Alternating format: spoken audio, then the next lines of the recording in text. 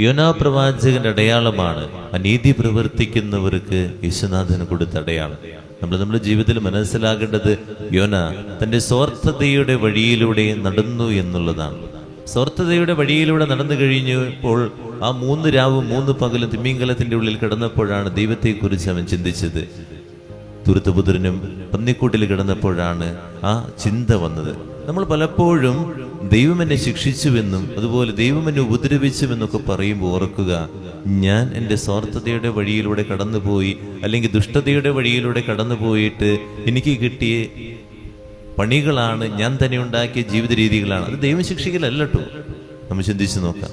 എല്ലാം വരുമ്പോഴും അവസാനം നമ്മൾ പറയുക, ദൈവം ശിക്ഷിച്ചു, ഞാൻ ഇത്രയൊക്കെ പ്രാർത്ഥിച്ചിട്ട്, പക്ഷേ എൻ്റെ ജീവിതത്തിൽ കുറച്ച് പാപങ്ങൾ നാം ഉപേക്ഷിച്ചിട്ടുണ്ടാവില്ല, കുറച്ച് സ്വാർത്ഥതകൾ ഞാൻ ഉപേക്ഷിച്ചിട്ടുണ്ടാവില്ല, അല്ലെങ്കിൽ എൻ്റെ ജീവിതത്തിൽ കുറച്ച് അറിയാത്ത കുറേയേറെ കാര്യങ്ങൾ എൻ്റെ ജീവിതത്തിലുണ്ടാകും, ദുഷ്ടതയുടെ കുറേ കാര്യങ്ങൾ. അതിലൂടെ ഞാൻ കടന്നു പോയിട്ട് എനിക്ക് കിട്ടിയ ഓരോരോ പാപത്തിൻ്റെ ഫലങ്ങളാണെന്ന് നാം മനസ്സിലാക്കുന്നില്ല. അവസാനം മനുഷ്യരുടെ മുമ്പിൽ നമുക്ക് കാണിച്ചു കൂട്ടുക എന്താണെന്നറിയോ? ദൈവം എന്നെ ശിക്ഷിച്ചു. നമ്മുടെ ഉള്ളിലേക്ക് തന്നെ ചിന്തിച്ചു നോക്കി. ഓരോരോ ജീവിതത്തിലെ കാര്യങ്ങൾ വരുമ്പോൾ ഞാൻ ആ തെറ്റിൻ്റെ വഴിയിലൂടെ നടന്നിട്ടല്ലേ, എൻ്റെ സ്വാർത്ഥതകൾ ഉണ്ടായിട്ടല്ലേ, അല്ലെങ്കിൽ എൻ്റെ ജീവിതത്തിൽ ഞാൻ ദുഷ്ടത ഉണ്ടാക്കിയത് കൊണ്ടല്ലേ, അവനെ ചതിച്ചത് കൊണ്ടല്ലേ എന്ന ചില കാര്യങ്ങൾ നാം മനസ്സിലാക്കുക. അത് മനസ്സിലാകുമ്പോൾ അതിൽ നിന്ന് മാറിയില്ലെങ്കിൽ എനിക്ക് കിട്ടുന്ന, എൻ്റെ ജീവിതത്തിൽ കിട്ടുന്ന കണ്ണുനീര് കുറേയുണ്ട്. ആ കണ്ണുനീര് എനിക്ക് എടുത്ത് മാറ്റാൻ പറ്റണം. അതിന് 3 രാവും 3 പകലും വേണ്ടി വരും.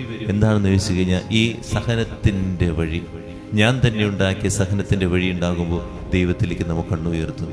അപ്പൊ നമുക്ക് അറിഞ്ഞ് പ്രാർത്ഥിക്കും. തിമിംഗലം തുപ്പിയിട്ടു എന്ന് പറയണേ. എവിടേക്കാ? നിനവയിലേക്ക് തുപ്പിയിട്ടു. അവന് പോകേണ്ട വഴി അതാണ്, ദൈവത്തിന്റെ വഴി എന്ന് പറഞ്ഞ സുഹൃതത്തിന്റെ വഴിയിലേക്കായിരുന്നു നീ നടക്കേണ്ടത്. ആ സുഹൃതത്തിന്റെ വഴിയിൽ നിന്ന് മാറി നടന്നപ്പോഴാണ് ഇതൊക്കെ ഉണ്ടായത്.